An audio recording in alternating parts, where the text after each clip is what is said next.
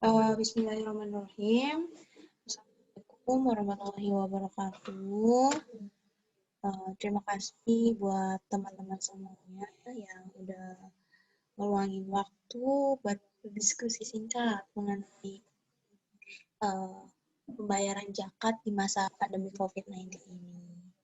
Nah, di sini perkenalkan sebelumnya saya Yanti dari mahasiswa jurusan Akuntansi Syariah angkatan 18 yang akan menjelaskan sedikit mengenai peran dari zakat di masa pandemi COVID-19 ini. Sebelumnya, saya mohon maaf karena tidak bisa on cam, karena jaringannya tidak mendukung dan kamera saya juga rusak seperti itu. Baik, untuk pertama-tama, kita akan membahas mengenai terlebih dahulu sejak wabaknya pandemi COVID-19 di Indonesia ini untuk beragam mengatasi penyebaran virus ini dilakukan oleh pemerintah, seperti mulai dari himbauan bekerja di rumah atau yang kita kenal sebagai WFH, dan jaga sosial atau social distancing, menggunakan masker serta mencuci tangan. Dan juga kita harus mematuhi protokol kesehatan yang ketat, yang diharapkan hal dapat mencegah peningkatannya penyebaran daerah pandemi COVID-19 di Indonesia. Itu pemerintah sendiri mengatasi masyarakat, pemerintah telah meluncurkan program jaring pengaman sosial atau yang dikenal sebagai social safety net berupa bantuan tunai langsung tunai atau BLT, keluarga harapan, kartu prakerja dan lain-lain. Semuanya itu untuk memenuhi kebutuhan warga yang terdampak oleh pandemi COVID-19 tentunya. Dan berbagai kebutuhan ekonomi itu diharapkan bisa memenuhi kebutuhan masyarakat yang kekurangan memenuhi kebutuhan ekonominya. Karena terdampaknya pandemi COVID-19 ini sebagai kalangan pekerja terkena dampaknya seperti PHK dan lain-lain. Serta lalu sebagai program bantuan itu anggaran pemerintah pusat maupun daerah. Apalagi belum bisa diprediksi sampai pandemi COVID-19 ini akan berakhir. Sehingga pandemi menguras anggaran pemerintah dalam jangka panjang jumlahnya cukup besar. Lalu dana pemerintah pun banyak tersedot untuk menangani ini. Dana pemerintah tersebut ini sebenarnya hemat masih kurang. Nah, di sini kita akan membahas mengenai peran dari optimalisasi dana zakat sendiri masa pandemi ini, karena memasuki pertengahan tahun di mana COVID-19 di Indonesia ini terus meningkat. Nah, maka menjadi penting untuk bisa mengoptimalkan peran zakat yang diperoleh dari lembaga Basnas atau yang kita sebut sebagai LAS, baik tingkat nasional maupun daerah, dengan bersinergi dengan MNS untuk bersama-sama dengan pemerintah dan beban ekonomi masyarakat yang terdapat COVID-19.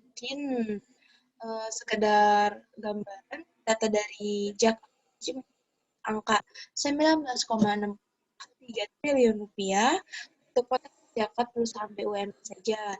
Sedangkan menurut beberapa seperti penelitian UIN Hidayatullah Jakarta mencatat angka 19,3 triliun rupiah untuk potensi zakat masyarakat. Sedangkan potensi untuk zakat saja seperti yang dilakukan Muslim, Jawa Timur atik hitungan bisa mencapai 256,63 miliar. Menurut perkembangan terbaru berdasarkan Basnas, potensi zakat nasional mencapai 230 triliun rupiah. Perkembangan terbaru menurut perkembangan tersebut lalu nominal itu belum masuk dengan jumlah zakat mal dana ibadah lainnya akan semakin berlipat jumlahnya. Bahkan seorang pakar ekonomi syariah baru-baru ini berkatakan potensi dana zakat Islam mencapai triliun. Maka potensi yang demikian besar dari zakat ini banyak hal yang bisa dilakukan bagi persoalan umat yang berhubungan dengan nasib masyarakat mampu yang terdampak akibat pandemi ini. Untuk itulah perlu pengoptimalan zakat guna membawa masyarakat secara ekonomi kurang beruntung pada masa sekarang ini. Nah, yang pertama kita harus mengukur skala prioritas. Dalam kondisi normal, pemanfaatan dana zakat ini memang harus disalurkan kepada para mustahik atau penerima zakat sebagaimana tergambar dalam Taubah ayat 60. Mereka yaitu adalah miskin, kelompok atau petugas zakat, memerdekakan budak, kelompok gorim bisa gila, serta Ibnu Sabil. Oleh karena adanya situasi pandemi COVID-19 ini, skala prioritas dalam zakat, misalnya dana zakat difokuskan untuk memenuhi kebutuhan pokok terdampak COVID-19, seperti kaum buruh yang kehilangan pekerjaannya akibat terkena PHK di perusahaan tersebut. Misalnya dengan memberi sembako selama pandemi COVID-19 ini. Nah, demikian juga seperti memberikan bantuan kepada para dokter dan para tenaga medis yang pasien COVID-19, mereka juga layak diberi prioritas untuk diberi bantuan dana zakat, misalnya memberikan alat pelindung diri atau APD dengan jumlah masih dengan jumlah yang masif dan kualitas yang bagus dari dana zakat. Jadi dana zakat mereka bisa digolongkan masuk golongan berjuang di jalan Allah atau yang kita kenal sebagai fisabilillah. Dana zakat tersebut kita lakukan dengan yang dana zakat yang telah terkumpul akan memberikan manfaat insya Allah. Nah, lembaga amil zakat sendiri atau badan amil zakat didukung oleh seluruh masyarakat sehingga mampu secara ekonomi dan sudah memenuhi nisabnya untuk segera menunaikan kewajiban membayar zakat, membantu saudara-saudara kita yang terdampak pandemi ini. Pandemi COVID-19 ini merupakan momen suatu yang dimana kesadaran membayar zakat umat Islam untuk segera menunaikannya agar bisa menjadi sarana membuka pintu lain supaya COVID-19 negeri ini segera berakhir. Nah, bagaimana sih seharusnya zakat oleh masa pandemi virus corona ini? Nah, ada beberapa tahapannya. Jadi teman-teman nggak usah khawatir untuk membayar zakat secara offline karena saat ini pembayaran zakat bisa ditunaikan melalui online seperti itu. Nah, zakat online ini atau tanpa muka sudah dilakukan terakhir dan semakin berkembang zaman atau teknologi, penyediaan platform dari perbankan, perusahaan financial teknologi atau vintage sampai pun menyediakan secara online. Nah, pembayaran zakat secara online ini sangat disarankan selama masa pandemi virus corona ini.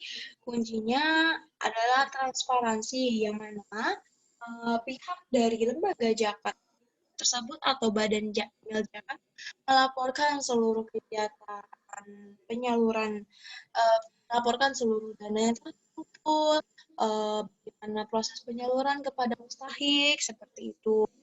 Dan juga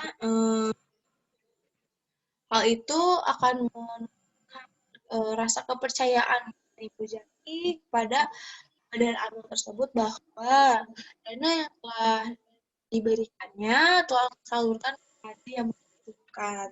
Gitu. Nah, untuk penyalurannya sendiri, penyaluran zakat di masa pandemi ini, tentu zakat muslim ini dikelola oleh Badan Amil Zakat Nasional atau Basnas. Badan ini merupakan bentukan pemerintah yang bertugas merencanakan, mengumpulkan, hingga melaporkan penggunaan dari masyarakat untuk membantu peran Basnas dalam pengumpulan, distribusi, dan pendayagunaan zakat. Masyarakat dapat membentuk lembaga zakat atau kita kenal sebagai LAS.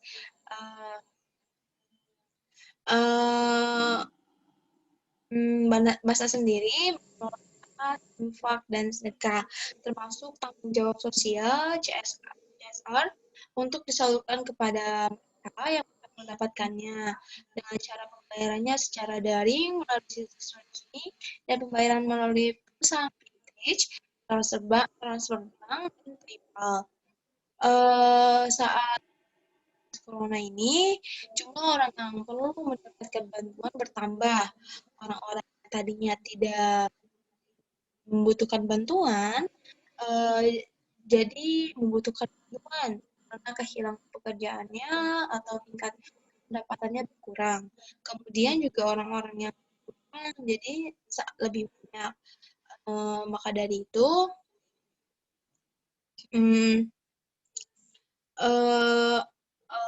bantuan yang dilakukan oleh Basnas atau LAS bisa berupa APD sederhana yang melindungi mereka karena mereka cukup terdampak. Gitu. Nah,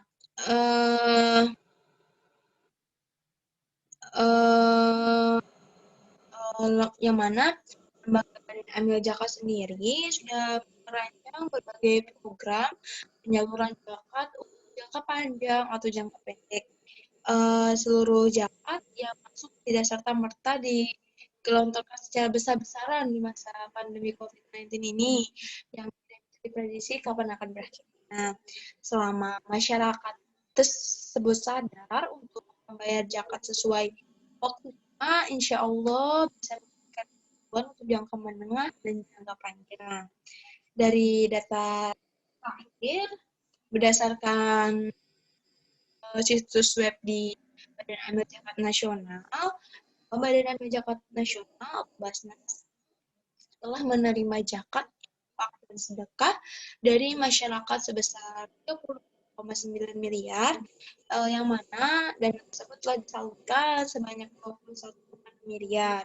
Dan pada tahun 2018 ini, Basnas sendiri melaporkan pengumpulan dana berdasarkan organisasi pengelola zakat di Indonesia sebesar 8,11 triliun, mencapai penyaluran 8,8 triliun, dan ini terserap sebesar 83,77% di tahun tersebut.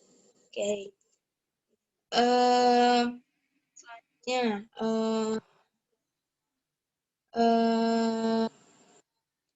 kita kan sebelumnya sudah membahas mengenai bagaimana penyalurannya, bagaimana cara pembayarannya. Nah, juga perlu mengetahui apa saja sih jenis-jenis dari zakat tersebut. Nah, selain zakat fitrah yang wajib dikeluarkan di bulan suci Ramadan, dan juga punya kewajiban zakat mal atau bedanya. Zakat sendiri tidak mesti dikeluarkan di bulan Ramadan. Nah, zakat mal ini dibayar seorang muslim syarat kepemilikan harta benda sedikitnya senilai emas, atau hisap yang telah memiliki harta tersebut selama 1 tahun atau haul. Harta ini harus dikeluarkannya sebesar 2,5% peran sebagai zakat mal. Nah, 2,5% ini, 0,5% ini harus dikeluarkan oleh pemiliknya sebagai zakat mal dari harta yang diberikan. Nah, zakat mal ini bercabang menjadi jenis zakat lainnya seperti zakat penghasilan, perniagaan, pertanian, lalu dan lain-lain seperti itu. Nah, lalu sebentar, karena terkendala jaringan, sebentar.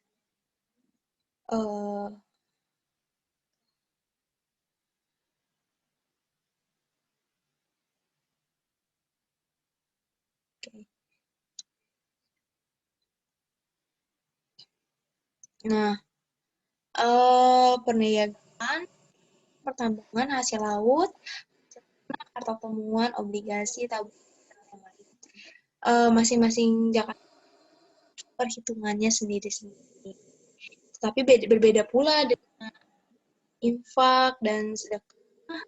Undang-Undang Nomor 23 Tahun 2011 tentang pengelolaan zakat, yaitu harta yang dikeluarkan seseorang atau badan usaha buat kemaslahatan umum.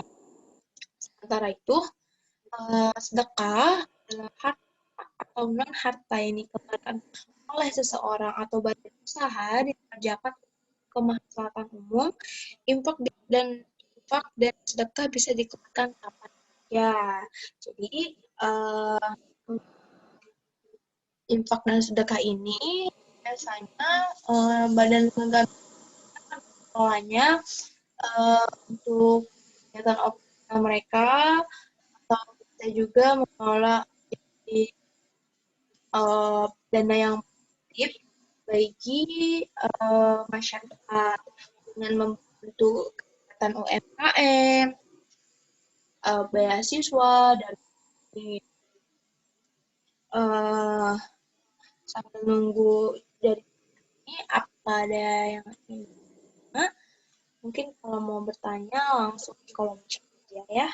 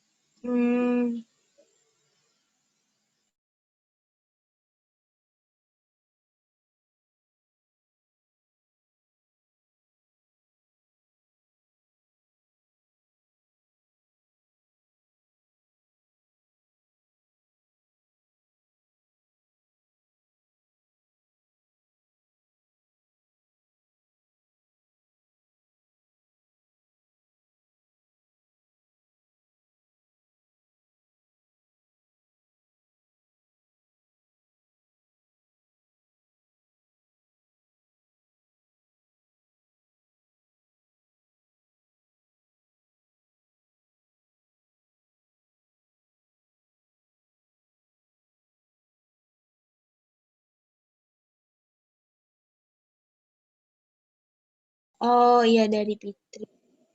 Tanya, baik.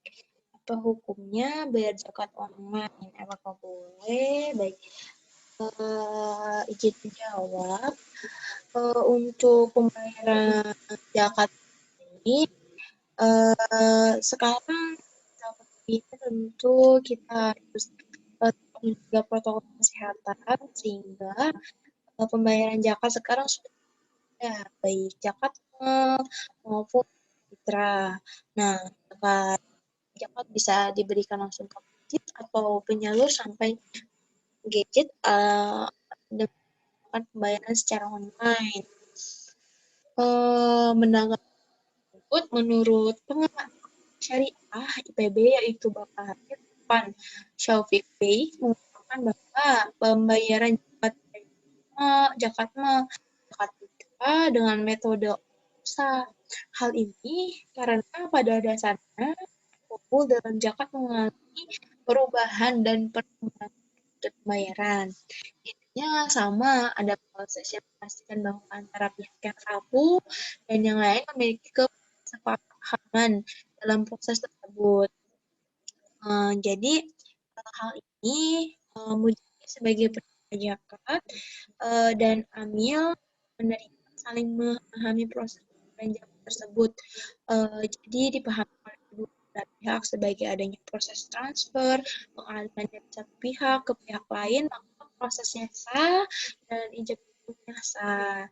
Dia yang mana contohnya seperti ketika seseorang ingin membayar zakat dengan cara transfer, maka dia pasti akan mencari lembaga zakat yang membuka rekening untuk zakat fitrah.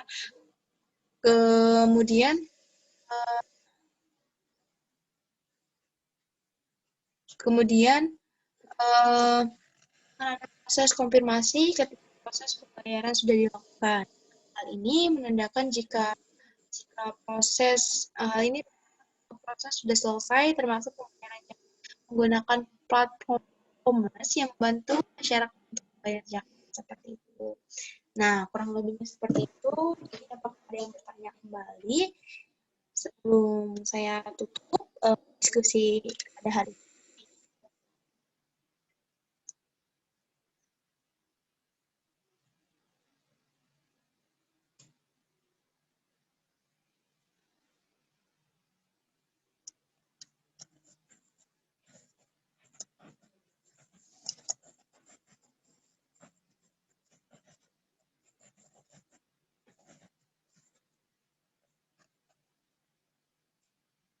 Baik, sudah ya, sudah tidak ada yang bertanya kembali, maka saya tutup dan kesimpulan diskusi kali ini. Jadi, insya Allah dengan masyarakat sadar untuk membayar zakat, maka peran zakat di masa pandemi ini dapat membantu masyarakat yang terdampak dari COVID-19. Diharapkan masyarakat bisa membayar zakat tepat waktu dan sesuai dengan yang dianjurkan dalam Al-Quran. Kurang lebihnya mohon maaf. Wabillahi taufiq wal hidayah. Assalamualaikum warahmatullahi wabarakatuh. Terima kasih teman-teman yang udah ngeluangin waktu buat diskusi lainnya. Assalamualaikum.